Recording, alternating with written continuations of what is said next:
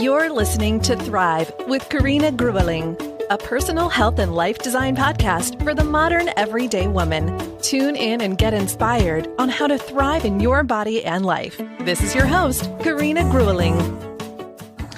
So welcome back, everyone. And today's show is very special for me because I have someone as a guest that helped me very much on healing several childhood traumas. And I'm also going to share a little bit with you some more personal information about my upbringing, about my life, in the hope that you can better understand how the work of Puja can maybe even help you in overcoming certain experiences and traumas that you had in your childhood. So welcome to the show, Puja Lepp, and she's in Munich. And welcome here. I'm feeling very honored to have you here today. Hi, Carina. Welcome. I'm very happy to be here. Thank you for inviting me.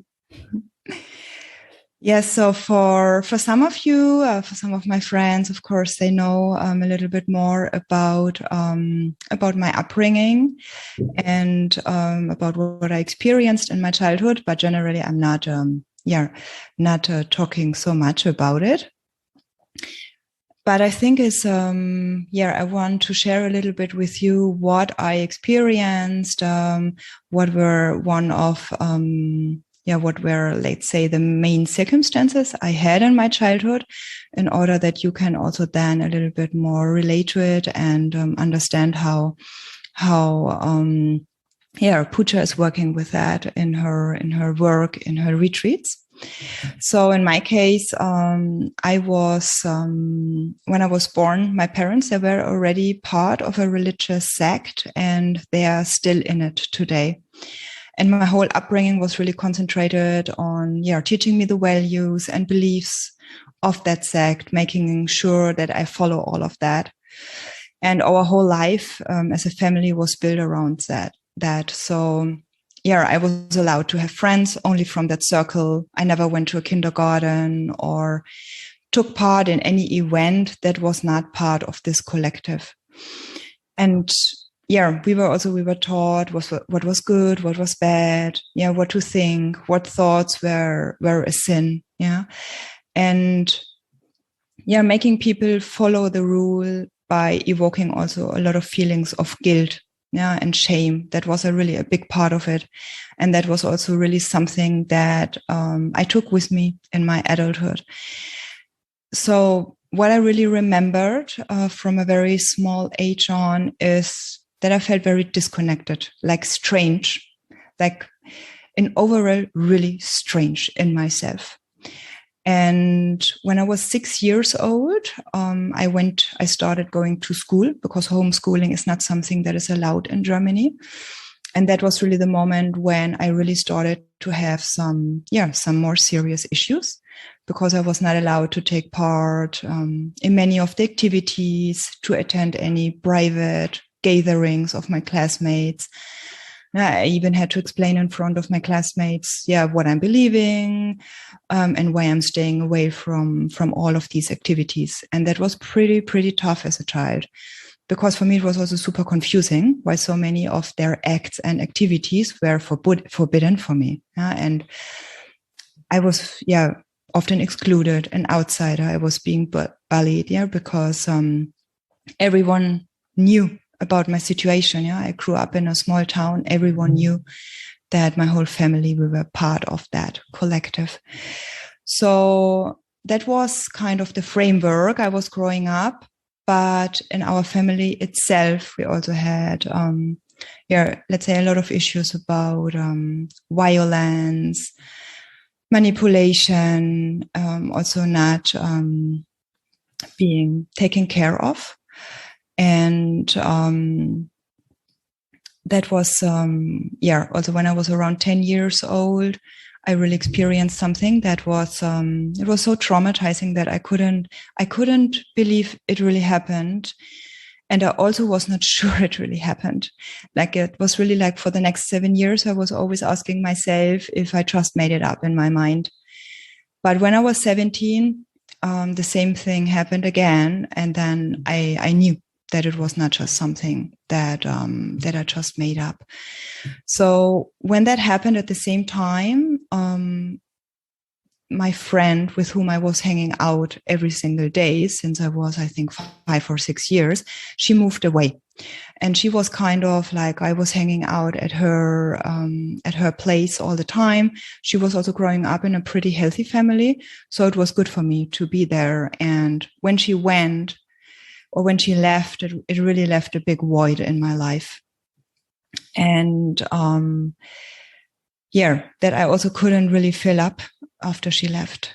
And then 2 years later, when I was around 12, someone tried to rape me. That person didn't succeed. I was super lucky to get out of that without being raped. But from that moment onwards, I was really super, super fucking scared that someone would try it again, would succeed. And this was really a fear that I was carrying around with me until I met Puja. It was really like when I was walking on the streets, when it was dark, I was looking around for shadows. I never took an elevator where there was just a man in there. Like it was when I left my parents' house and I was living alone. Like the first thing I did when I got home was checking my apartment everywhere, if there is not someone in there. So anxiety, fear, the feeling of not being worthy. That was really something that I carried with me in my adulthood. And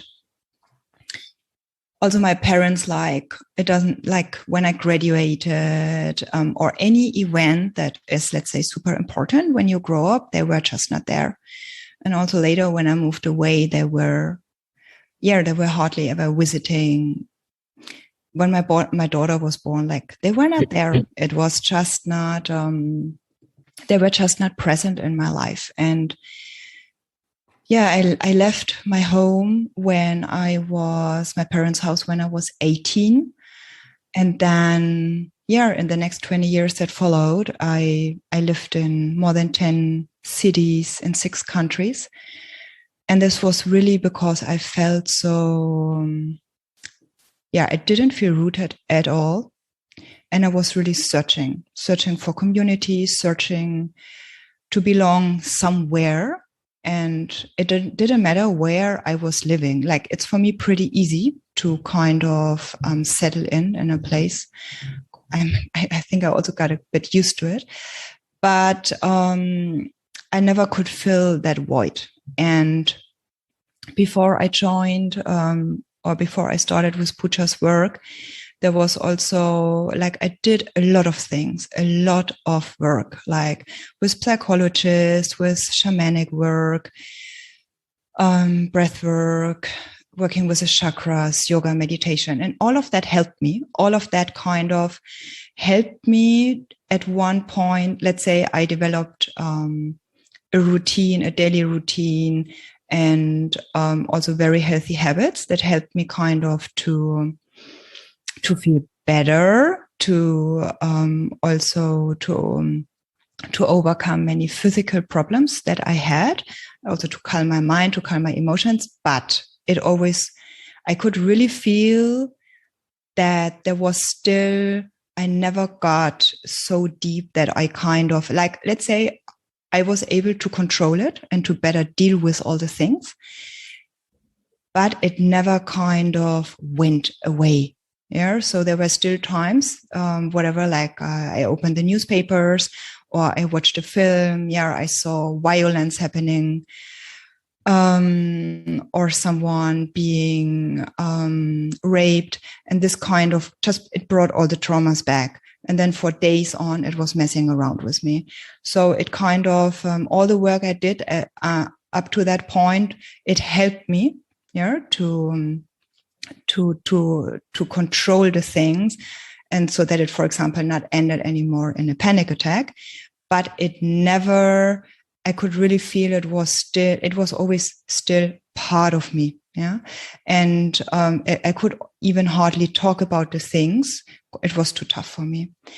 And part of me was always feeling kind of a little bit dead. Yeah, I remembered after the retreat, I said, this dead part is not there anymore. It kind of, it was, like a dark, very dark energy, dark force that was pulling me down. And it came also uncontrolled. Sometimes came, sometimes went away. So at one point I realized that as long as I haven't kind of healed the first experience I made in my life, with my first relationships with my parents, with my brothers, I will still continue also to attract people in my life that I don't want to have in my life, because it was really, sometimes I was really, after all the work I had done, I was still attracting people in my life that were remembering me, of my father, of my mother. I was still having the same issues like I had with them. And that was really one thing. And also I felt always this, I could see with people who grew up, let's say, like many of us grew up, let's say, in difficult families or in very unhealthy families. But some people really, they grow up in, let's say, pretty healthy families. This also exists. And I could see that there was a huge difference. Like, I felt also disadvantaged to these people, because I could see that as I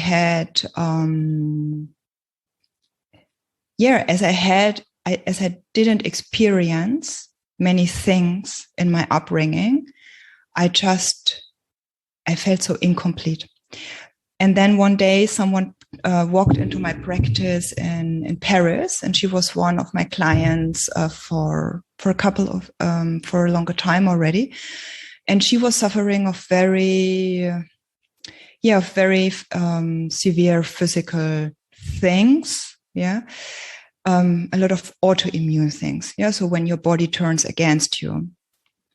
And we were working on these things, but I also could see, like in general, I can see when people bring a lot of childhood traumas, you can heal certain things up to a certain point, but it has its limitations as long as you're not healed the childhood traumas.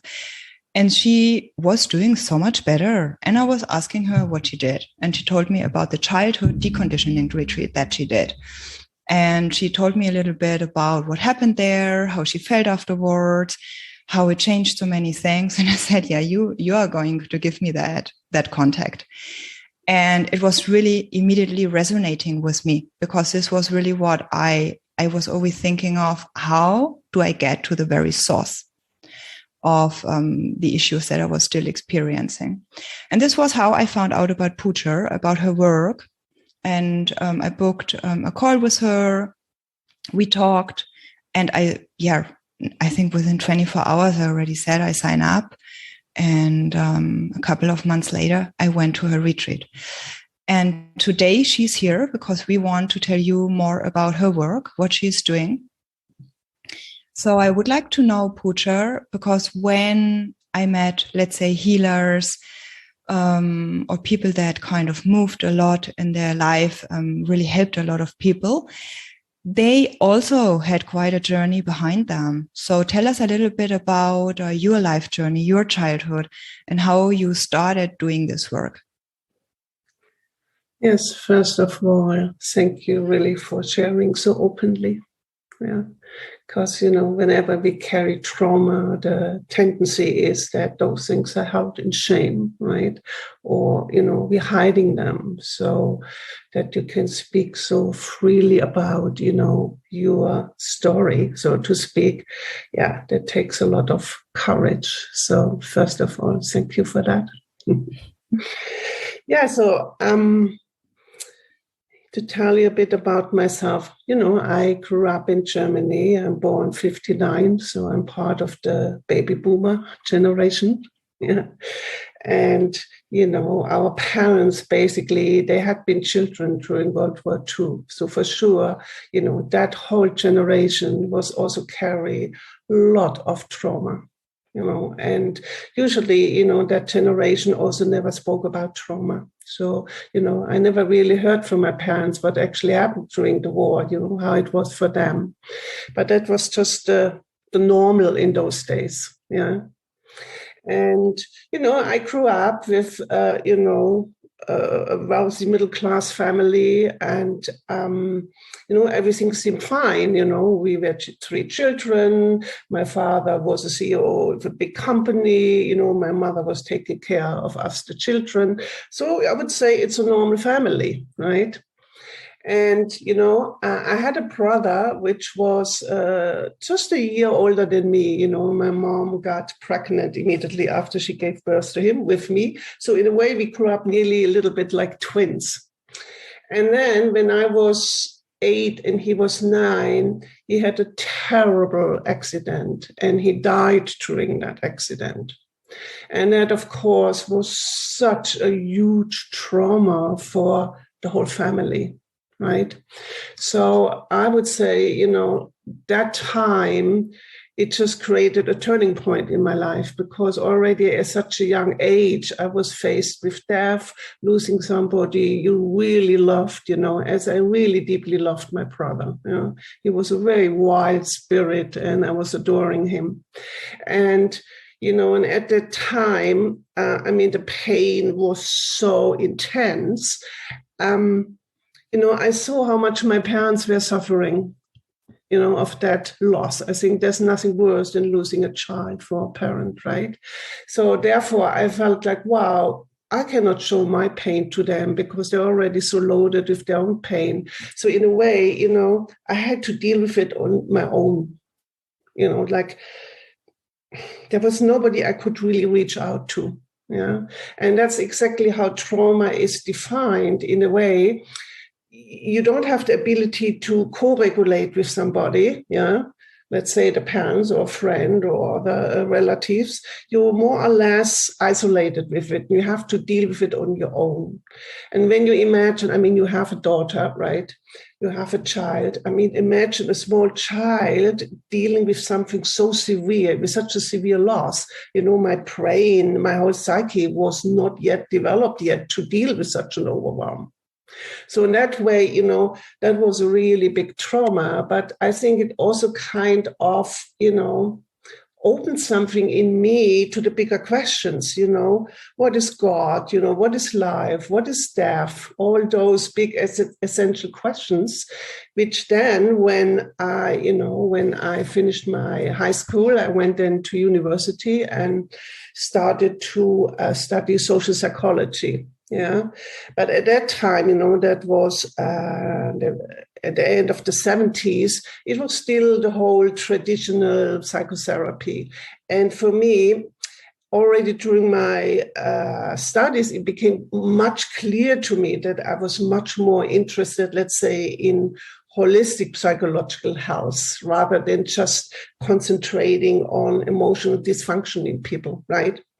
So therefore, during my studies already, I felt so much more drawn to the concept of the humanistic psychology, which is a very different approach, as it claims that a human being can develop really true potential and experience life from a place of happiness, of wholeness, of creativity and fulfillment. Yeah. And so that movement actually started in the 60s, I think, beginning of the 60s in America. Yeah, it was called the Human Potential Movement, and it was something like a counter, you could say, rebellion against mainstream psychology and also organized religion. Yeah. So that was then also the time when I started to do my first workshops as a participant. At that time, it was kind of Gestalt therapy, encounter therapy, and already primal therapy. So, and that, of course, was a very intense time. Yeah, I was very young. I was, I think, 19, at almost 20, when I started to do all this therapeutic work, which were just a lot of expressing emotions through emotional release and not just talking about it. Yeah. And then, so I did that, but then it wasn't long before then the spiritual path knocked on my door, right? And then my journey led me to India, where I met, the contemporary Indian mystic Osho. And at that time, already many Western psychologists had gathered around him. And, with his support and his help and his guidance, we developed, a way to work with people where we add meditation. So the combination of Western psychology and Eastern approaches of meditation and self-realization, it was maybe the first time in history when they shook hands. So in that way, I kind of, you find it now everywhere, mindfulness and therapy. But then in the late 70s, beginning of the 80s, nobody was doing that. So, and then for years and years and years and years, I was running Primal retreats. I was running Primal retreat is basically my main work. And Primal work, it's based on a psychotherapist called Arthur Janov, who in the 70s basically was one of the first psychiatrists who actually included expressing emotion from childhood through the body and through emotion, not just doing talk therapy, which doesn't really reach the deeper layers of where wounds are stored. Yeah. Absolutely. Yeah. And then, of course, the work has changed. And then during the 90s, a lot of the inner child work came basically from the States. I trained with a guy, John Bradshaw, in the US.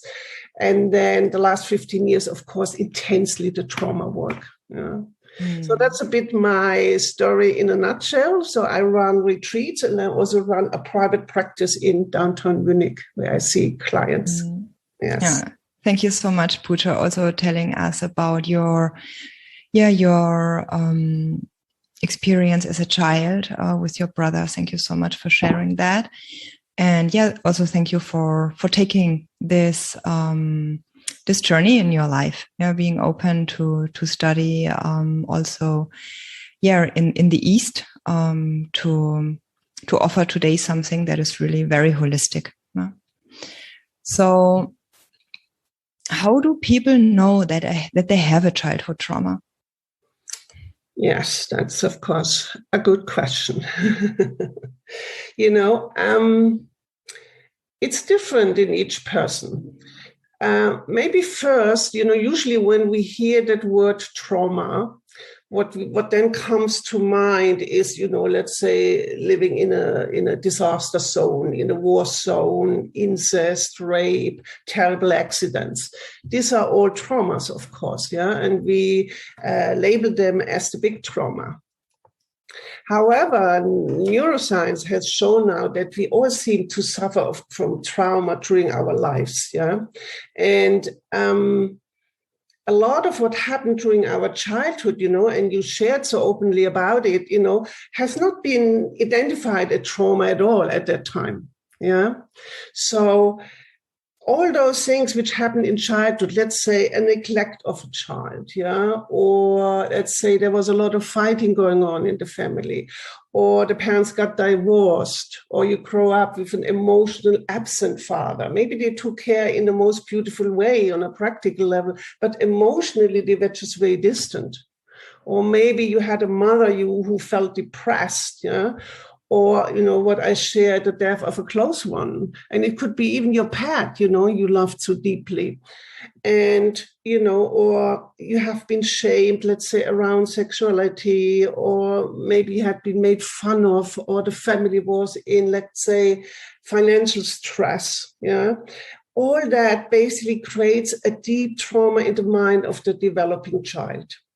So in a way, I don't think, even with the best parents, you can't be an adult alive today who hasn't experienced some kind of emotional pain from the past, even with the best parents and their best intentions.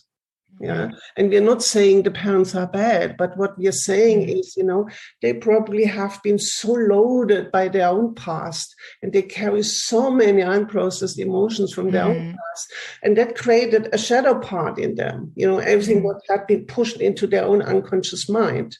And from that place, we get affected as children. Yeah. I mean, children, they feel everything. Feel everything, absolutely clear, Basically, I would say, how it shows as an adult is, let's say, whenever you're not in a optimal state, let's say mentally, physically, emotionally, also spiritually, there must be some unprocessed emotional trauma underneath. Yeah. And, you already mentioned a few things. Developing a hypervigilance, that means you never feel safe. Trauma has a lot to do with you lost safety. You don't feel safe and you feel overwhelmed by what is happening and therefore very helpless. So whenever we feel, we always have to kind of screen the scene. Where does the next danger come from, right? Or you suffer of anxiety attacks or depression, or you can't really move forward in your life, or you're always procrastinating, or you have a sense of being resentful towards people or towards life, or you have a very low self-esteem, or, you cannot reach your goals. Panic attacks, sleeping disorders. On a physical level, it can show with a lot of headaches, heart diseases, high blood pressure, or a sense of not being able to trust life and people. These are all signs of trauma, so to speak. When you don't go with the flow of life.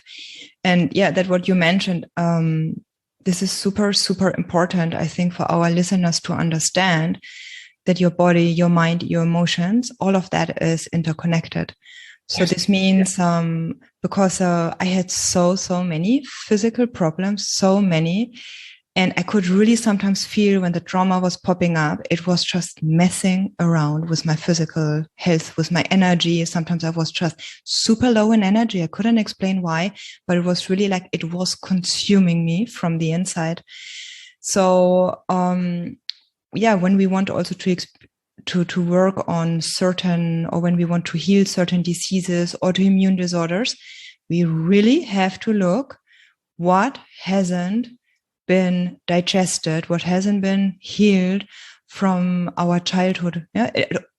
Normally, my experience, you can also say yours, but it starts somewhere in the childhood. Because this also, then it starts there, and then you just attract the same or similar kind of situations over and over again until you clear that what happened in the early years. Yes, very, very, very, very true. I always say the childhood, it sets something like your emotional DNA, so to speak. Yeah? And, the way your life develops emotionally, relationally, sexually, professionally, it's deeply, deeply influenced by what happened during childhood. In that way, it really influences all our actions, basically in our adult life. And you especially find it in the ways where you feel challenged in life. We all seem to have areas in life, where we struggle, right? Could be emotionally, could be sexually, could be relationally, physically, yeah. And this is, wherever we struggle, this is where we find trauma. We're talking about the effect it has on the body. Huge. I think trauma, unresolved trauma, is the number one killer in people's life, physically. There is this great work of Dr. Gabo Mate, When the Body Says No. You might know that book. It's amazing. Oh, it's amazing. Yes. And even also our listeners, you can find on YouTube a video about that. He gives a little, let's say, introduction into his work. He's amazing. The guy is amazing. Yes. But he clearly also says, the normal medical system, they don't even know what trauma is. And then, when somebody comes with constant headaches and you don't find anything physically wrong, they don't have the idea to maybe dig a bit deeper what happened in their childhood. Maybe there's so much pressure, which gives you this ongoing headaches, they don't really consider trauma yet. However, it seems like, it starts to hit the mainstream now, how much people are actually traumatized, and to acknowledge that people are traumatized. Before, it wasn't even acknowledged. So I'm very happy about that because, I worked with trauma since 35 years. We didn't call it trauma then. Yeah, it's only now that it gets acknowledged how basically individually we are traumatized, and also how as a whole society we seem to be traumatized, right? Yeah, we also have these generational traumas. We also worked with that a little bit in your retreat, which I find also super, super important, because it often goes from generation to generation. Exactly. And so, like you already mentioned, like when we experience trauma at that very moment, it's just too much to deal with. So we suppress it. We just put it somewhere because it's just too much pain that we couldn't experience. We wouldn't be able to experience at that very moment. So what happens in the brain when trauma is happening? Basically, to put it very simply, I'm not a neuroscientist, but what happens in the brain is, when you activate it with something which is emotionally or physically just overwhelming, your whole system switches to the fight-flight mode. Yeah, this is fight, flight, or freeze mode. Yeah. So there is something like an alarm in your brain. This is not safe here. Yeah. And usually it's triggered in our feeling brain, and the stump brain is part of that, and especially the amygdala, which is the kind of fire alarm in our brain, and then the body, of course, basically releases all these stress hormones in order to be ready to face danger. Yeah. So in a moment of trauma, you basically flooded with all those stress hormones, cortisol, adrenaline, to make you fight, basically. Yeah. And then what happens, when we were not able to digest trauma as a child, those processes in the brain, they continue. That means at some point, your whole amygdala seems to be always flooded with stress hormones, even when there is no obvious danger. Let's put it like this. And then, of course, if you have this overactivated nervous system, especially your limbic system brain, this is when you then show all the signs of what I spoke about before, restlessness, you're angry, you're feeling agitated, irritable, or you crash in a depression, or you have panic attacks.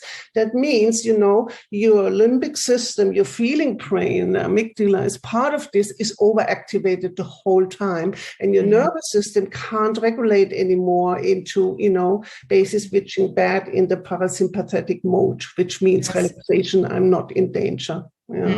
So in a way, our nervous system has this amazing ability to regulate stress. Let's say as a child, you fall down. I mean, kids do that all the time. They hurt their knees, let's say, and that is a shock for the child, and the child is in pain. So now if mother is there and let's say, takes the child on her lap and tells them, yes, I understand, this is hurting, I'm here with you, you're safe, then the child can actually process that trauma, so to speak, and the nervous system can regulate and it's back to normal again once it's over. However, let's say if the child falls down, the mother just says, this is nothing, don't cry, come on, don't be such a pussy, then the child basically has to repress all those emotions and feelings, and store them in the brain and therefore also into the body. But actually we are made as a human being, we are made of being able to process emotions deeply. And then it can be quite fast and it doesn't create a hangover. Yeah, that's what you say, no? So important to validate how someone is feeling. And I mean, this was really what I experienced during your retreat. That was so healing for me, because everything I felt was just validated and it was okay. And how you always said, the feeling is a healing in the whole process. This always stayed with me. Yes, that's a wonderful. Yeah, the feeling is a healing, because that's exactly how we understand trauma now. We were not known for who we are. We were not seen. We were not heard. We were not validated. This is what creates trauma for the child. Yeah. So, I mean, we already talked about that, but let's say, for example, relationships, because this is such a big part of our life. When we have unprocessed traumas, how does it show up in our relationships?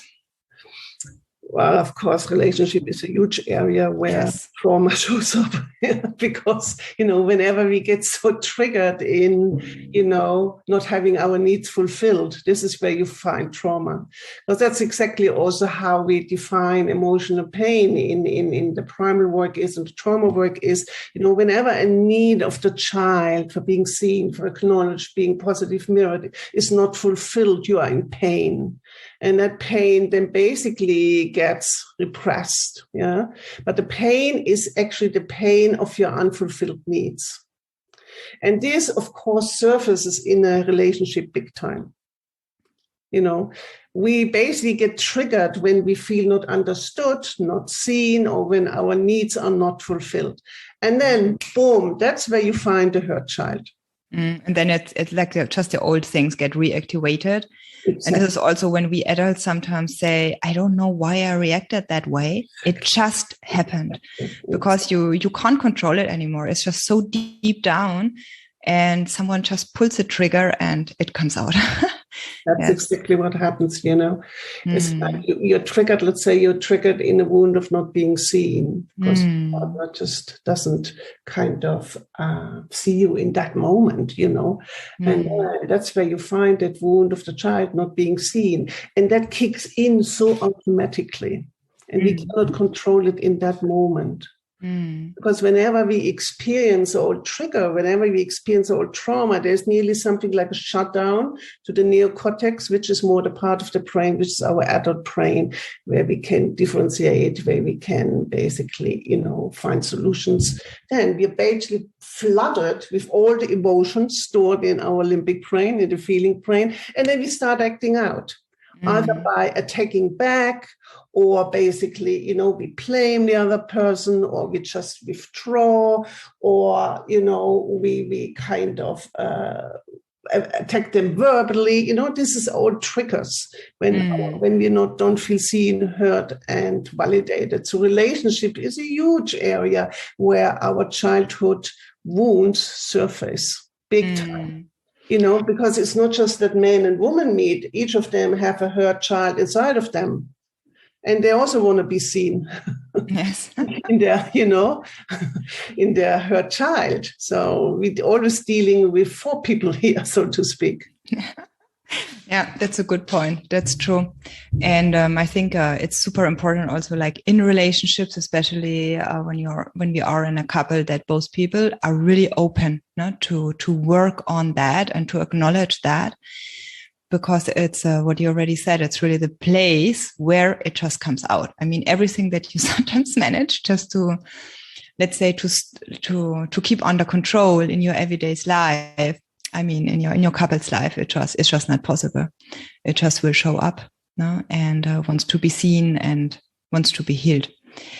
So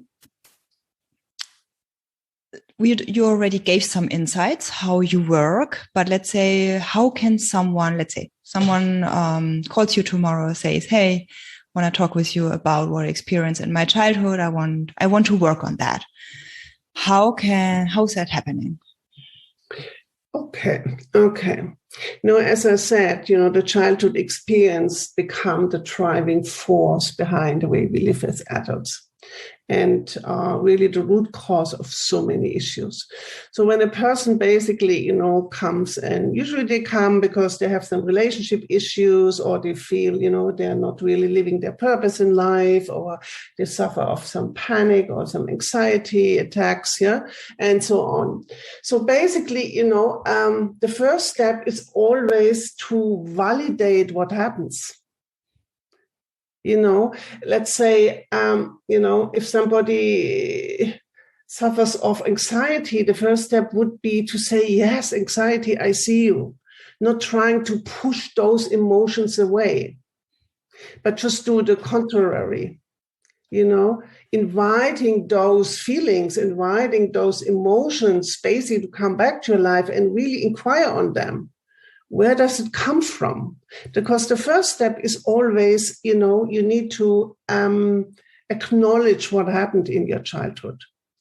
Because many people, I have people coming sometimes also to my private practice, let's say, they're super successful in their professional life, but let's say they never be able to maintain a healthy relationship, or they're always stuck with unemotional partners, or, they suffer of depression. And then they still tell me, I had a wonderful childhood. So sometimes we also need to come out of our denial about how things have been, and we all glorify the parents. It's an inbuilt mechanism in us. We have to, otherwise we can't attach ourselves to them in a secure way as children. Yeah. But each person has good parts and not so good parts, right? And this has a clear impact on us. So first you need to make it clear what really happened. What is the unfinished business you carry here with mother and father inside of you? So that's the first step in the process, creating an awareness about it. As Krishnamurti already said, the seeing is the doing. Yes. And then basically the second part is you want to help people to process their unprocessed emotions, so to speak. So for some people, it might be they have to really feel the grief they carry in there. In my case, when that happened with my brother, I was so full of grief, full of grief. And then I was lucky when I was at the age 16, I found a really good therapist, just by grace. I ended up with really, even now, after all those years, I would say he was a brilliant therapist. And all he did for 2 years was allowing me to cry and cry and cry. And I would just sit sometimes for an hour, I would just cry through.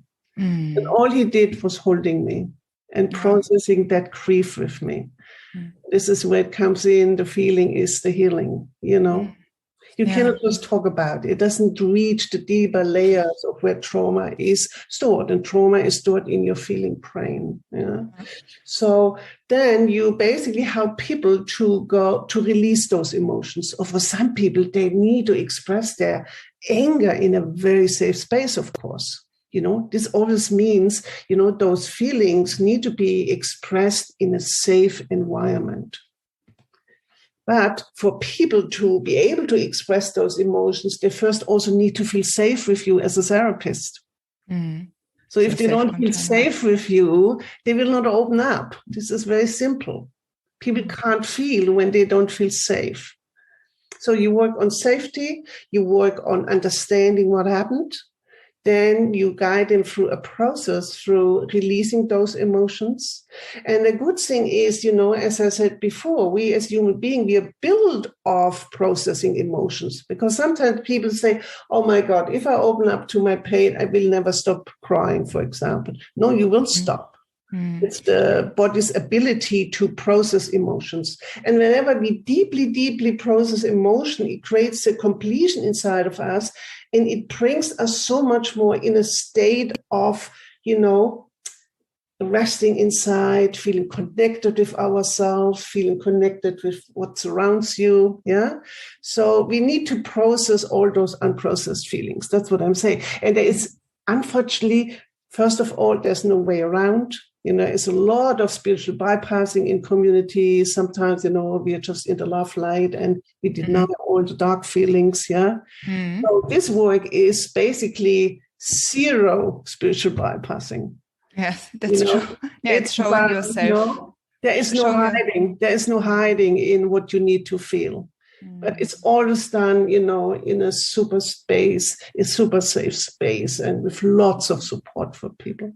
And then from that place, after people are really processing their emotions, which is also a process of letting go, you then basically can also much more connect with this adult energy you are today, which is then more related to a neocortex part of the brain, where you can make change in your life, where you can empower your life, where you can make good decisions in your life. Yeah. So it's a beautiful work, actually, I feel so passionate about, because I have doing it for 35 years, but it's just so rewarding to see people healing. And it's a process. I never tell anybody it's a quick fix.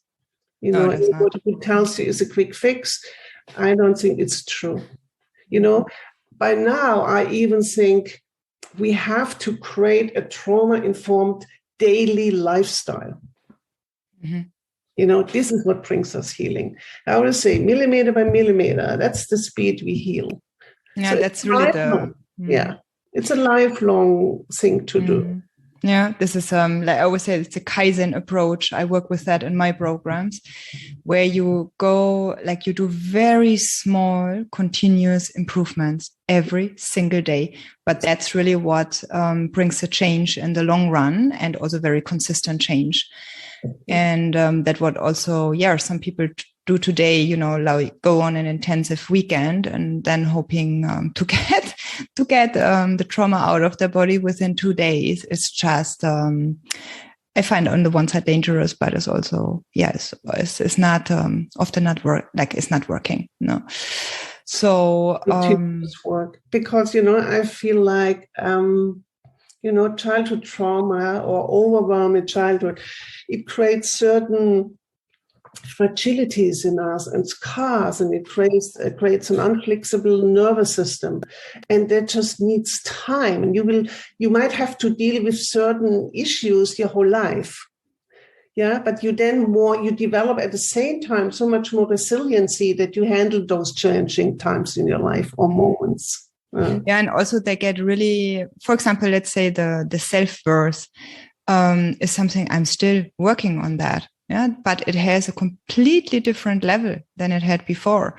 So it's also with everything that we process, you have different layers and you have different levels, and it just becomes lighter with time.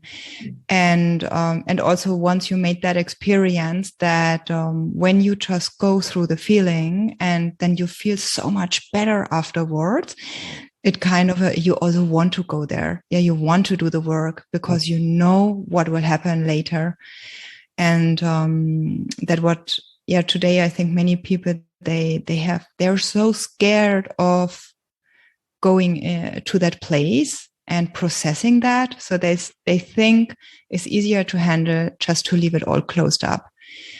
But which is not the case, because then you do decisions, you take decisions, you say things to people, you act in ways that you really, really deeply regret later because you didn't process what happened earlier in your life. So I remember when I came to the retreat, I want to talk with you a little bit about the mindset that people need to bring if they really want to see something changing for the better in their life.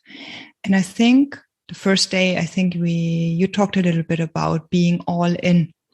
Yeah, so giving it all when we are doing the work. So just tell us a little bit about that. It's also about, I think, taking 100% responsibility of ourselves. But what for a mindset does someone need to bring if they want to successfully work with you together? Yes. The first step is always, I always do an interview with a person I work with, doesn't matter if it's for the retreat or if it's for one work, just to make sure it's a good fit on both sides. Yeah, that's a first step. As I said, you want to feel safe with the person you do that work. Yeah. And of course, when you do that work, you need lots of courage because there's no place to hide anymore. And we do that work. So you want to come from that place. Yes, I want to feel it. What keeps me so caught up, and you want to have a certain passion saying, okay, this time I'm going to feel it. I'm not going to run away. I'm done with all my kind of survival strategies, which anyway never work. Yeah. So you want to arrive in a place where you say, okay, I want to have a deeper look why I do things the way I do. Why can't I trust people? Why is it I always seem like, I'm not going for what I really really want. Yeah. So in a way, you also want to be a bit fed up with your own behavior here, and your own limitations you have. And, and you need to bring a kind of willingness to feel and explore and go deep. Yeah, that's for sure what you need, because as I said, when we do this work, you don't want to just stay stuck in hiding. Then why do it in the first place? Yeah, you need to be committed to the work, because it is challenging to do this work. It's like and it's a long road towards healing, I always say. So it's not just a walk in a park, because basically you are confronted with emotions in you you would rather not feel or see or process. Yeah, but they are anyway there. As Sigmund Freud actually said, repressed emotions will never go away. They just come forward in more ugly ways when you're an adult. Yeah, they get a different face. Yes. So basically people who are committed to change, who really want to basically dive deep. That's the people I would say, I'm happy to work with. And of course, also to bring, also a responsibility. It's not that you can come, to the therapist and then just expect, you do the work on me. No, you also have to work in the sense of you get assignments in between sessions, so you are in a process. And healing is possible. I always say the good news is it is possible. The bad news is it takes time. Just simple. Yeah, it takes time and really continuous effort to do it. No. And not to give up on yourself. That's what I say is one of the most important things. Never, ever give up on yourself. Yeah, this was for me, it was a very wonderful experience during the retreat, because at first it was the first time that I shared everything about me. I remember in the end, we did kind of an exercise where everyone not sure if I'm allowed to share it, but it was about it. Let's put it in a different way. You were asking if there are any secrets left. And I remember I was telling in the group I was in, I said, I have nothing left. I just put it all out there. And it was so good. It was the first time that I opened up, that I shared so many things. There were things I never told one single person. And then being held by the community, being completely safe. And the very good experience was also that I felt very loved by everyone. And that was a very good experience, because before that, I always thought if anyone would see how broken I am on the inside, people would just think, oh my God, with her, we don't want to have anything to do. That was just my conviction I had. Wherever it came from is another story. But, and that was it was very healing for me to share. We all shown our raw side. Yeah. Completely raw. How we are, what we feel, what we experience. Yeah. So, there was no makeup left. And also this was so powerful to do it in a community, because it also gave you the strength to go further and further and further. And, all these different, components, are super, super, super important, super, healing. And, thank you so much, Puja, that, you are doing the work you do. And also with the team that you are doing it during the retreats. I'm very grateful that I came across you. Thank you, Carina. Yeah, you said something very important. What I also deeply, deeply believe in is, we got hurt within community. Every family is a community, so to speak.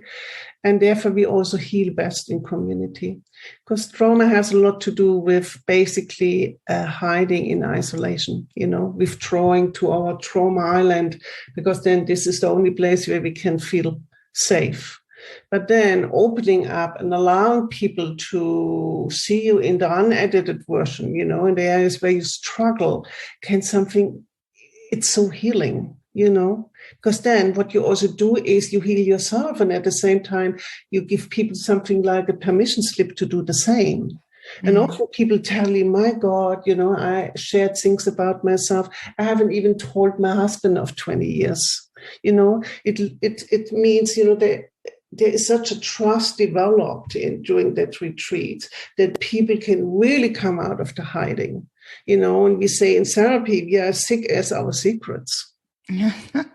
You know, secrets means, you know, something is held in shame, in unworthiness, in embarrassment, or in anger, you know. And, you know, when we keep pushing it into our unconscious mind, it just affects our life from that place. And you know, the wound is where the light comes in, says Rumi, you know, Russian poet. No, the shadow work, no, that we did also during the retreat. Exactly. And that was really also that what I said at the beginning, because I always, like, after all the work I had already done, I still always had the feeling there's a part of me is still kind of dead. It's not alive. It's not flowing. And when we did all the work, and after the retreat, I continued doing all the tools that you gave to us. I continued using them. I still use some of them today. It really helped to bring more light into everything, much more light. And I mean, the shadow is always important. We always need some shadow because if there's no shadow, there's no light. But kind of to make it lighter and to bring, to make it flow. Was really good. So, I mean, you already shared some people that were your teachers, but is there maybe one teacher that you would say was one of the most important teachers on your journey, and what did you learn from that teacher? I can't actually single it out into one teacher, because I was fortunate enough to work with amazing therapists, like, as I said, Adrianov, who is the founder of Primal therapy, is the first one who allowed people to express emotions during his work. It had a big impact, on psychology during the 70s and 80s. So the work is still rooted in a way, in that work. And then, of course, being around Osho, teaching, how to meditate. With a meditative life. And then, who had a big game changer was John Bradshaw. He is not alive anymore. He basically, during the 90s, I then went to the US and studied with him. And he basically was the big person who brought the whole inner child world into therapy. So that also was huge for me, the impact it had on me, that there's always a wounded child in us and an adult self. And then, of course, the last 15 years, the trauma work, big change.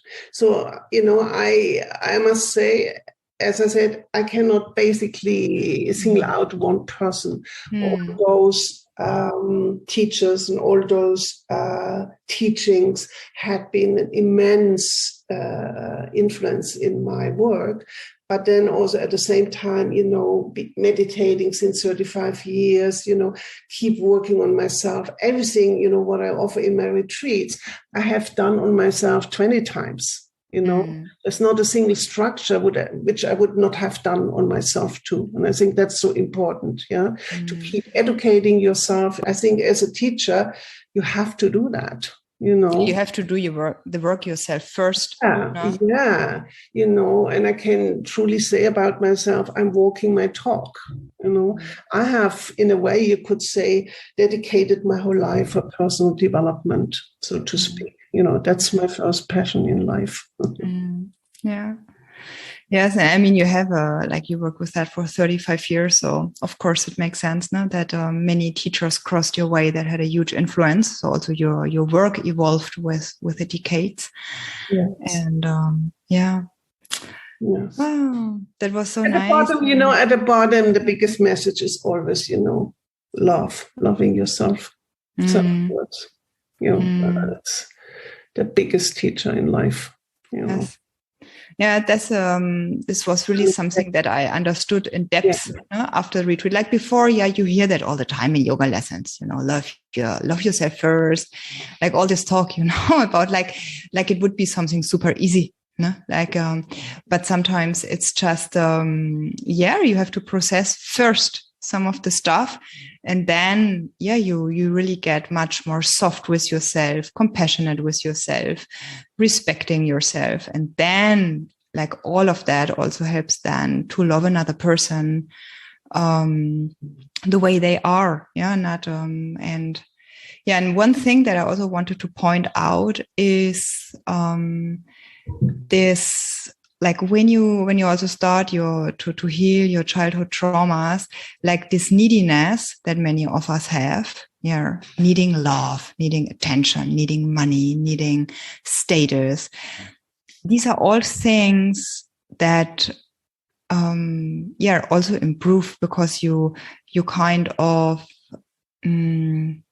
all the needs that you had and that were not fulfilled when you were young, that you then want, of course, to fulfill when you're older.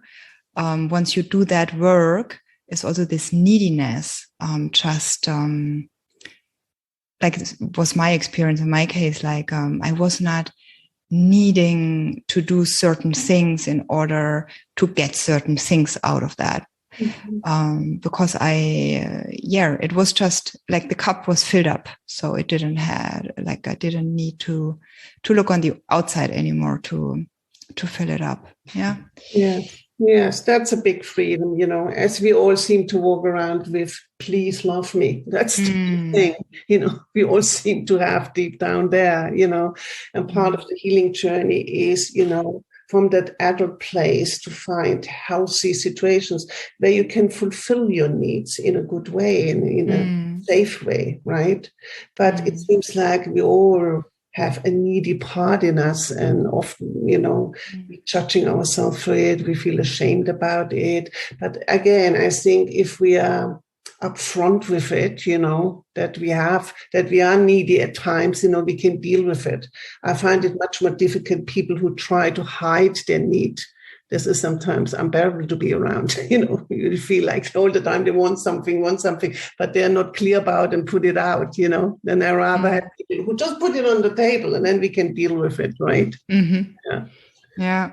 This being honest, being honest and authentic, and this is something, I mean, in the culture we are in, it is not something that is often done, and but this was also the experience during the retreat and also afterwards. Then when you are like authentic, raw, you just put it on the table, it really connects you so deeply with other people. Exactly. So deeply. And when I was younger, I had really the conviction, oh my God, if I would say that, if I would put that out there, people just wouldn't like me. They would say, oh my God, what's going on with her, Yes.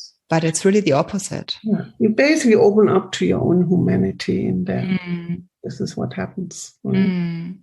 And the truth is, at the bottom, people love each other. This is always the amazing thing, during the retreats. Once we kind of let go of all our defense mechanism, being so protective about ourselves, and we open up and connect with people, then everybody becomes beautiful, and people love each other. That's, at the end of the day, this is where it goes to. It's not true that people hate each other, want to kill each other. This is all trauma. In a healed human being, we love each other. We don't want to separate from other people anymore. No. We're also not built for that, to exist in a vacuum. We need each other. We need each other also. That's what I want to say. Yes. You can't do it alone. Yes. No, community is really so important. So important. I mean, we could talk hours about this, right? Yes. This is such a fantastic subject, and we both are passionate about it. So, but we have to consider the timing. Yes. So we are at the end of our session, and thank you so much, Puja, for your time today. And I hope many of our listeners will better understand. What are childhood traumas? How can you process them? What's a journey that you need to take if you want to heal them, to process them? And I will also in the show notes I will put Puja's website. I also asked you, Puja, to send me your next upcoming retreat. So I will put the information in the show notes, and then don't hesitate to get in touch with Puja. And if you feel like I want to take a look at that work, you just get in touch with her. So thank you so much, Puja. Thank you. That was really good to talk to you. As I said, I could speak for hours. Yes, but maybe we'll have one day a second show about something more specific. Let's see. Okay, bye, Puja. Thank you so much. Carina. Take care. Thank you. Thanks for joining in today. To learn more about the Thrive podcast or to get involved in Carina's growing community and online courses, visit carinagreweling.com. Remain committed to intentional choices that help you grow and thrive in your body and life, because you're worth it.